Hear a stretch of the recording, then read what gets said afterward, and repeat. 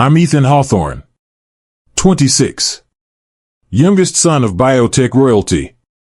The kind of family where you inherit more pressure than wealth, and dinner conversations sound like SEC depositions. My last name opens doors. My face? People barely remember it. I was never the heir. I was the hedge. The backup son. The one who coded alone while my older siblings debated shareholder strategy. I built the architecture for Project Epitome, our next-gen AI for rare disease detection. And yet, I wasn't even invited to its announcement dinner.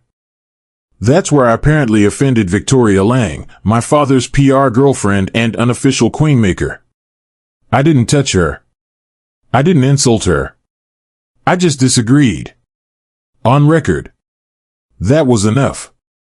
At 2:13 a.m., my phone vibrated once. Secure entry, Office 7B, level red access requested. Beacon Hill was still asleep when I walked past the East Wing Gallery and descended into the lower chamber. My father's office was dim, blue light washing over glass walls. Victoria stood inside, arms crossed, sipping espresso like she owned the floor. James Hawthorne didn't even look up as I entered. "You've embarrassed the firm," he said. I didn't respond. I didn't flinch. "You'll apologize to Victoria. Publicly. 9 a.m. sharp. Or your access is revoked, salary suspended, project ownership frozen." Behind him, a silent screen showed the dashboard of Project Epitome, red flagged, locked. My name blinking. Struck through. "Your move, Ethan." Victoria smiled faintly. Not the warmth of forgiveness. The satisfaction of conquest. There's a quote I used to repeat under my breath as a kid: "They don't kill you to erase you. They erase you so they don't have to kill you." I stared at my father. "All right," I said. His eyebrow twitched. He wasn't expecting compliance. I turned. Victoria tapped her mug once. Like a signal. As I left the room, my smartwatch vibrated again. Alert, Project Epitome, unauthorized access detected. Time, 1:47 a.m. Source, Ethan.h.id. I froze in the hallway. That was before the meeting. But I hadn't logged in since yesterday afternoon. Cut to black. Cut to breath. I rushed to my apartment 2 blocks away. Everything looked untouched. My tablet was still on the desk, locked. My fingerprint hadn't triggered anything in the past 10 hours. But the server showed otherwise. Someone had used my ID to download the raw data files from Trial Phase 2. Files only 2 people had access to, me and the system root admin, James. I opened the security app. Camera log. Entry point 1B, 1:44 a.m. Identity, E. Hawthorne. Visual, blurred. Hoodie. My build. My walk. But not me. I didn't speak. I didn't call anyone. I copied the footage. Encrypted it. Then I destroyed the local footage link.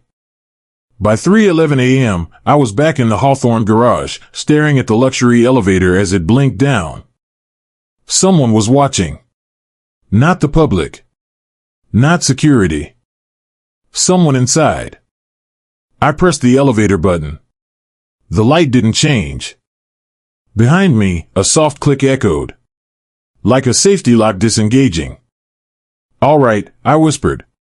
"Let's see how far you're willing to go." 7:08 a.m. The apartment felt colder than it should. Sunlight hit the floor like broken glass.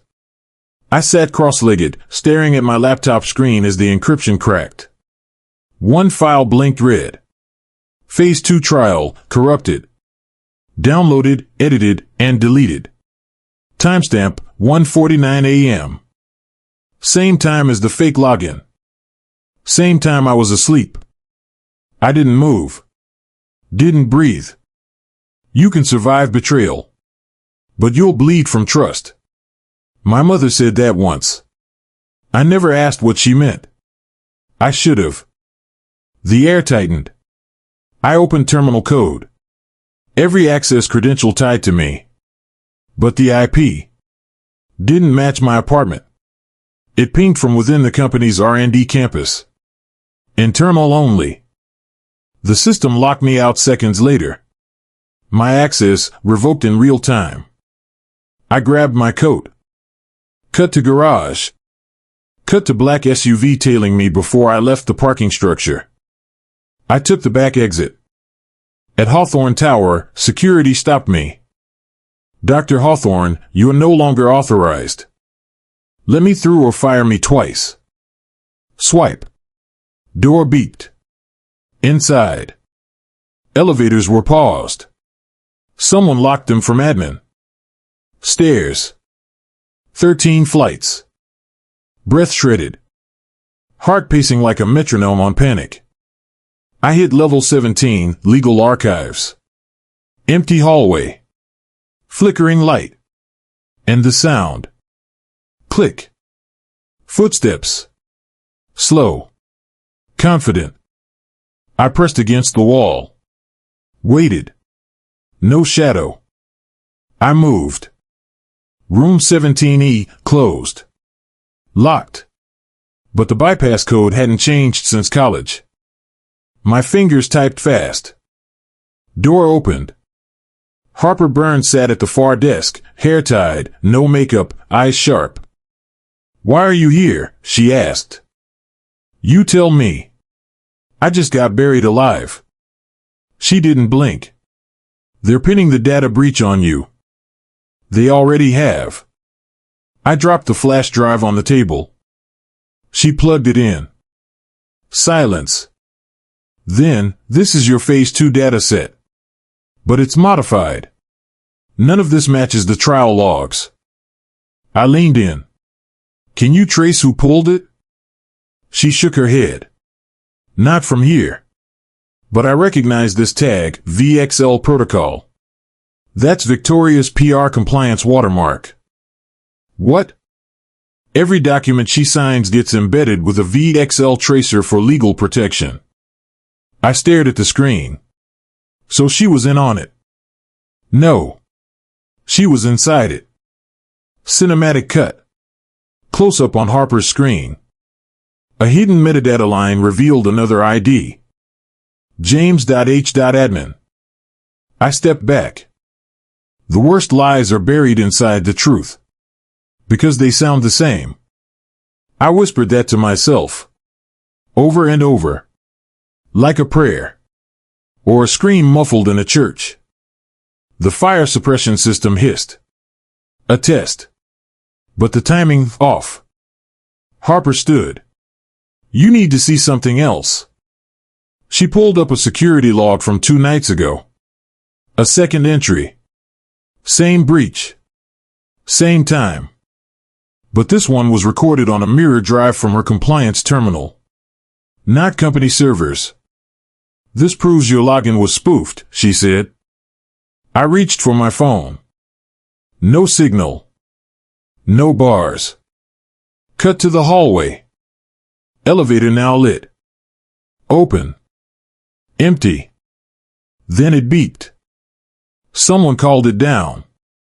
We both froze. I grabbed the flash drive, shoved it into my coat, and pulled Harper. Stairs. Again. Level 10. Lights flickered. Heat sensors ticked. She whispered, they know you're here. I nodded. Let's show them I was never gone. We split at the emergency exit. She toward West Wing.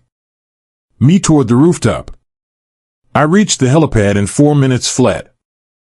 Alarms behind me. Distant, echoing. Then closer. I knelt by the transmitter station under the control panel. My mother installed it, years ago. The last thing she ever left me. An emergency uplink. Analog. Untouchable. I inserted the flash. The server began syncing. Then, gunshot. Distant. Not meant to hit. Meant to scare. Too late. I turned, slow. A figure in black stood at the other end of the roof. Not masked. Not hiding. Just watching. He raised the phone. And pressed a button. My laptop screen went black. Signal jammed. The upload was gone. He walked away. Not a word. Not a threat. Just calm. I checked the flash drive. Blank. Every file wiped. Backups too. They hadn't stolen my research. They'd made me the author of the fraud. My knees hit concrete. Wind tore across the rooftop. My father's voice echoed from memory. Legacy isn't about truth. It's about control. I laughed once. Bitter. Quiet. Because the message was clear. They didn't just steal my data. They rewrote history. And made me the villain. I didn't go home. Couldn't. Every wall had ears now. Every silence felt engineered. I ducked through a 24-hour laundromat in Southie, cut into the alley, and took the maintenance tunnel running beneath Hawthorne Square. The air was metallic, thick. Smelled like old copper and bleach. No cameras. Only rats and bad memories. The burner phone in my pocket buzzed once. You're late. Vault set to autolock in 18 minutes. Move. No name. Just a string of encrypted characters I hadn't seen since I was 17. My mother used it. Back when she trusted no one. I emerged near the old biotech annex, abandoned since the merger. Dead power. Manual locks. And beneath the basement? Her real lab. I pulled a magnetic badge from my wallet. Faded. Expired. Still worked. Door clicked. Inside, the lab was frozen in time. Glass tubes. Scattered notes. Chalkboard equations no one but her could solve.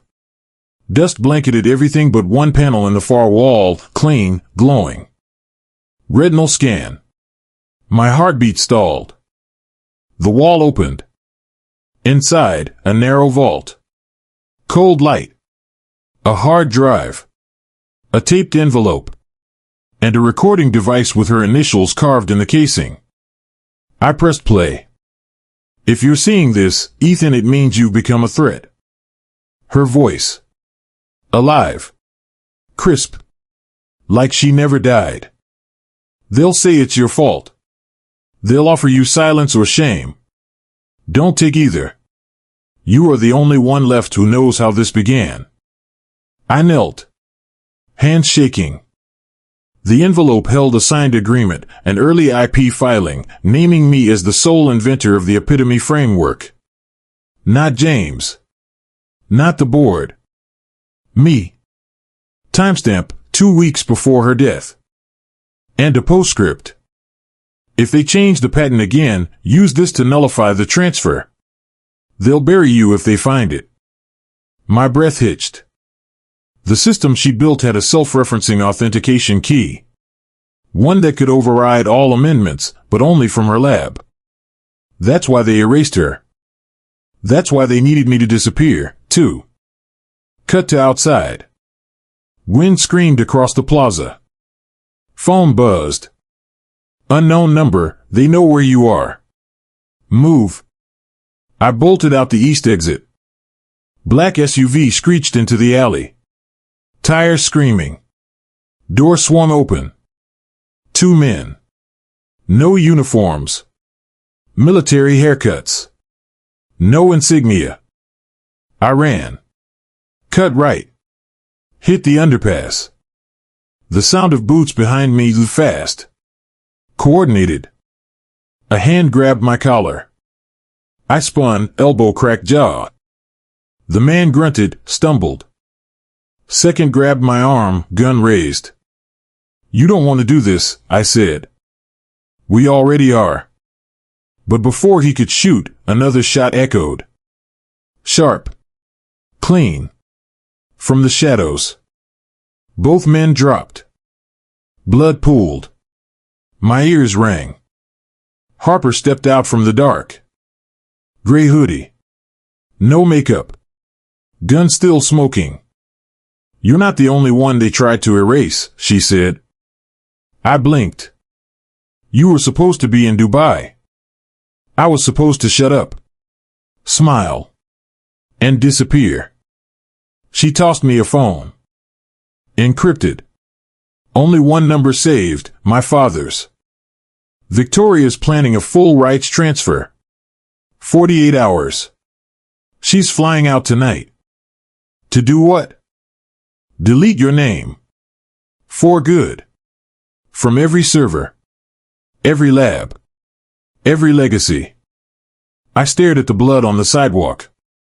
My mother said the only thing worse than betrayal is pretending it didn't happen. Harper nodded. Then don't pretend. I opened the new phone. Called James. He answered in 2 rings. You've gone too far, he said. You already did, I said. Silence. Then, you still have a choice. Come back. Apologize. We clean this up. I'm not your son anymore. Click. Call ended. The weight settled. They hadn't just killed my access. They'd rewritten history. They'd staged a perfect murder without the body. Because the corpse was me. They didn't just steal my data. They rewrote history. And made me the villain. 2:17 a.m. Rain clawed the window of the derelict safe house. The kind of place no one put on a map. Mold crept along the ceiling.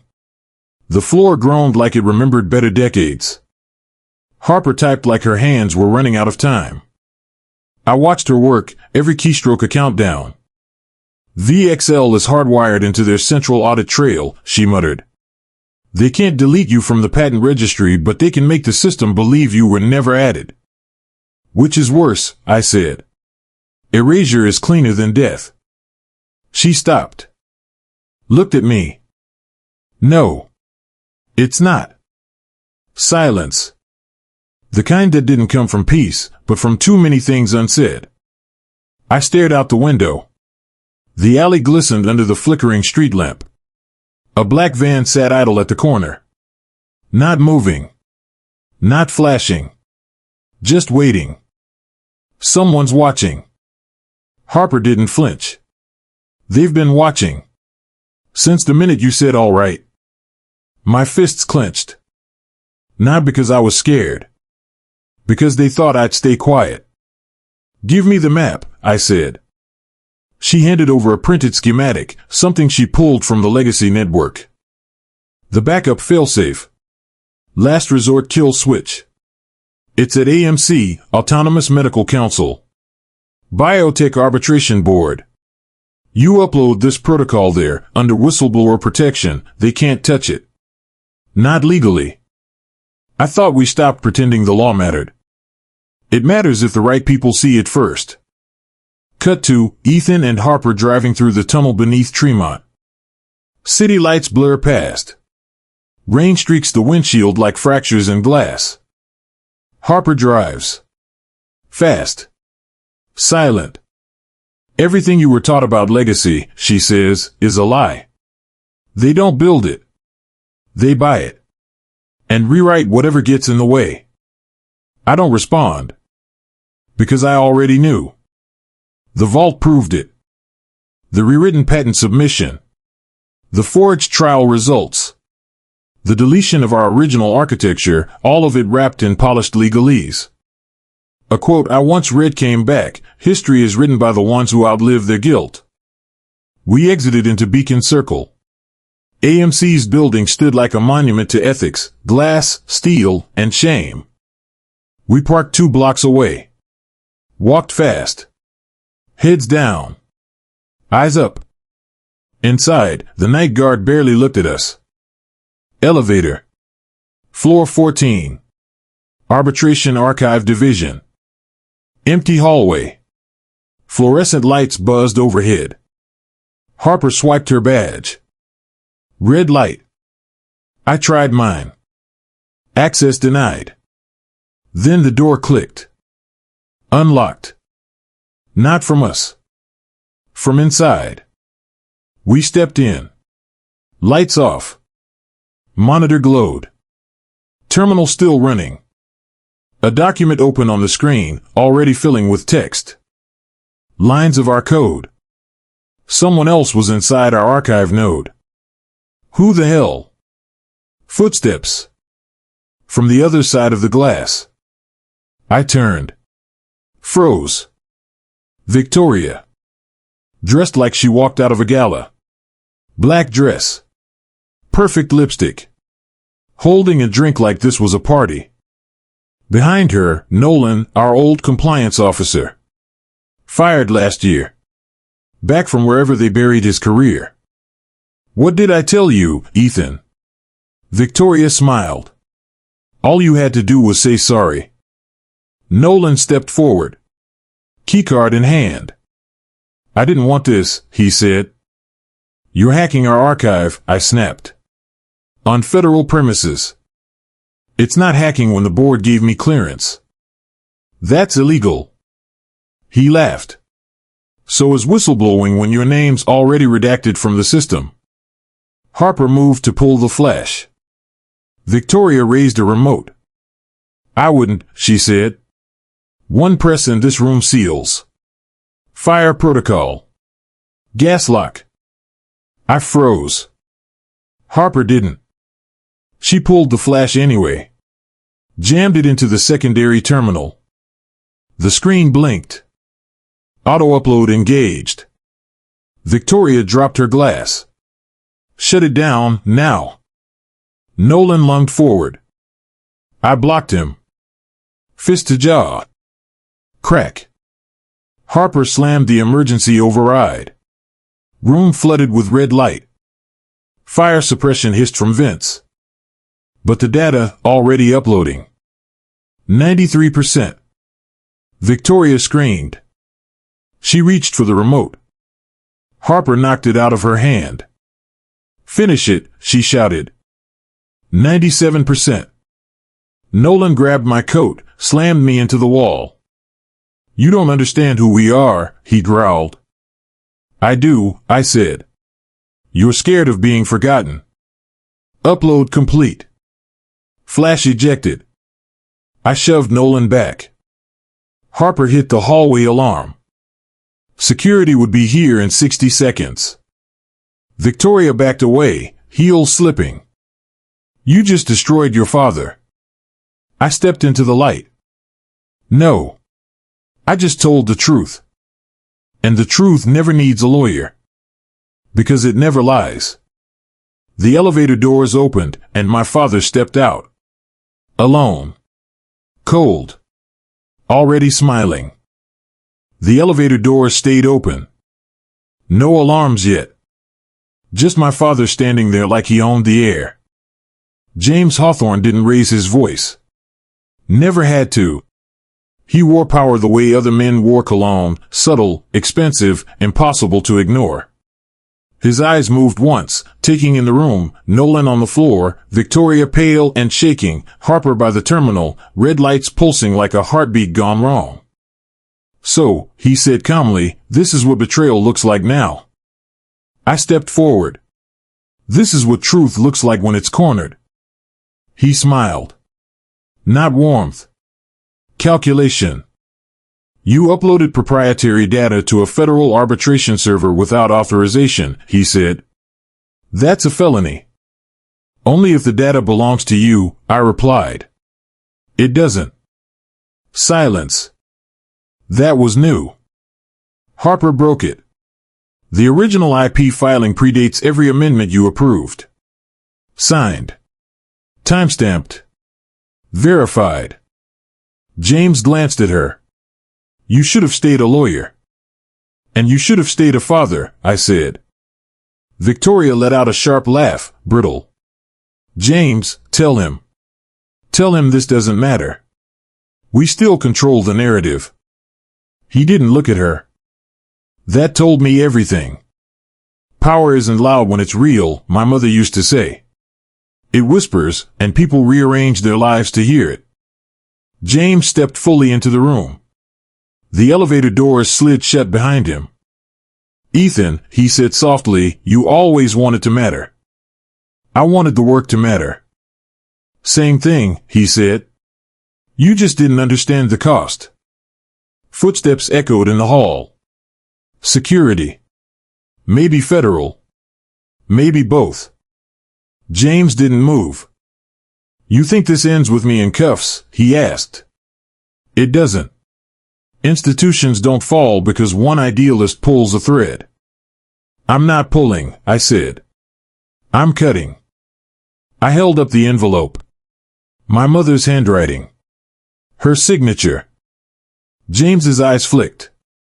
Just once. There it is, he murmured. She always did like contingency plans. You killed her, I said. Victoria gasped. That's insane. James raised a hand. She stopped. I didn't kill your mother, he said. I outlived her. The words hit harder than a confession. She was going to expose the licensing shell, I said. The offshore entity. The way you laundered control through subsidiaries. James nodded. She wanted purity. I wanted survival. By stealing her work. By protecting the company, he corrected. By protecting you. I laughed. Short. Broken. You suspended me. Threatened me. Tried to erase me. He met my eyes. I gave you a chance to disappear. A quote surfaced, uninvited, the most dangerous people aren't cruel. They're convinced they're necessary. Sirens wailed outside now. Closer. Harper's voice cut in. The AMC board will see the upload within minutes. So will the DOJ. This room is already logged. James turned to her. You're assuming they'll believe it. I don't have to assume, she said. I filed a mandatory disclosure with 3 agencies the moment the upload completed. Victoria spun. You said this was contained. Harper didn't look at her. I said it was documented. James studied Harper. Then me. A long breath. All right, he said. The word landed heavy. He reached into his jacket. Slowly. Deliberately. Security burst through the door.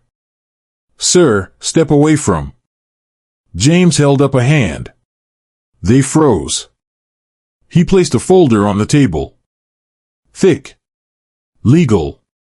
Sealed. Original board minutes, he said. Including the vote that transferred effective control of Epitome away from Ethan. Signed by Nolan. Co-signed by Victoria. Approved by me. Nolan looked up, panicked. You said. James cut him off. I said I'd protect the company. Victoria's face drained. James. Enough. He turned to me. This is how it works, he said quietly. Someone always pays. Tonight, it doesn't have to be you. What are you offering? I asked. A trade. You walk away. You rescind the upload. I take Nolan and Victoria down. Publicly. Cleanly. The board survives. Your name gets restored, quietly. Harper shook her head. That's obstruction. James ignored her. I felt the room tilt. This was the real test. Not data. Not law. Blood. Legacy, he continued, isn't built on heroes. It's built on compromises no one remembers. I thought of my mother. Alone in her lab. Building failsafes because she knew this day would come. I closed my eyes. When I opened them, I said, you taught me something without meaning to. James waited. That silence looks like obedience, I said. But sometimes it's just someone deciding how hard to hit back. I reached for my phone. Tapped send. James's device buzzed. His smile vanished. What did you do? He asked.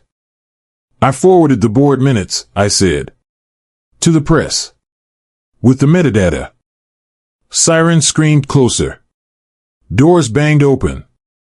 James exhaled. Slow. Almost proud. You always were smarter than you let on. Agents flooded the room. James Hawthorne, a voice boomed, you're under arrest for conspiracy, fraud, and obstruction. Cuffs snapped shut. Victoria collapsed into a chair. Nolan sobbed. James looked at me one last time. Not angry. Measured. This isn't over, he said. I leaned close. It is for me. As they dragged him away, Harper's phone buzzed. She looked at the screen. Then at me. Ethan, she said carefully, there's something you need to see. She turned the phone around. A news alert. Breaking, Hawthorne Biotech COO declares Ethan Hawthorne rogue actor in ongoing investigation. Warrants pending. I felt the floor drop. Because my father wasn't the last move. He was the distraction. The air in the courtroom was stale. Heavy. It had the scent of something ancient being unearthed. Fluorescent lights buzzed overhead like a warning. I sat in the front row, not at the stand, not behind glass. Just a son in a suit too stiff, watching his name spiral across national headlines, detached from himself like it belonged to someone else. Mr. Ethan Hawthorne, the prosecutor repeated, did you or did you not act independently of your father's direction in the matter of Epitome's data leak? I didn't blink. Yes, I said. I acted independently. My lawyer inhaled sharply beside me. I wasn't protecting him. I was burning the bridge on both sides. Some truths have to be walked alone. The media spun it instantly, he betrayed his father, and now he buries him in silence. What they didn't understand was that silence is sometimes the loudest scream. 3 weeks passed. Then 7. Then 12. The DOJ kept digging. James was indicted. Victoria fled to the Cayman Islands and was picked up re-entering Miami on a private jet pretending to be someone's wife. Nolan flipped hard and gave up everything for a plea deal. The house? Sold. The patents? Frozen. The legacy? Questioned. And I walked the city alone some nights, the weight gone but replaced by something stranger. Not peace. Clarity. People thought heroes win. What they forget is that winning costs. You don't walk away clean. You walk away aware. Harper met me at a diner in Soho. 2 mugs of coffee. 1 envelope. She slid it over. From your mother, she said. My hand shook. The seal had her initials. Inside, a letter. Her handwriting. Ethan, if you're reading this, it means you did what I feared. You chose truth over family. And still, I'm proud of you. Legacy isn't built on who gets credit. It's built on who refuses to be silent. My throat locked. Harper looked away. You can still file for reinstatement. AMC's new board might. I cut her off. I'm not going back. She nodded. Quiet. Then what? She asked. I don't know. But I know what I won't do anymore, watch the world rot just to keep a name intact. She smiled, faintly. You sound like her. That night, I stood outside the Hawthorne building. Empty now. Condemned. I lit a match. Not for arson. Just to see the flame. Because some things don't need to be burned to disappear. They vanish the moment you stop letting them define you. Some legacies deserve to be buried, not built upon. 2 months later, I published a report. Anonymous. Inside, everything, patents, internal corruption, shell companies, manipulated clinical trials. I didn't sign it. Didn't have to. The truth doesn't need a name. It just needs a pulse. A year passed. The world moved on. People forgot James Hawthorne's name. But they remembered what happened. And maybe that was the point. Not to win.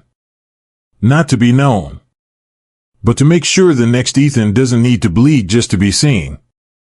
There are days I still hear him in my head, telling me to sit down, to be quiet, to be grateful. And on those days, I answer him with one line. All right. Then I stand.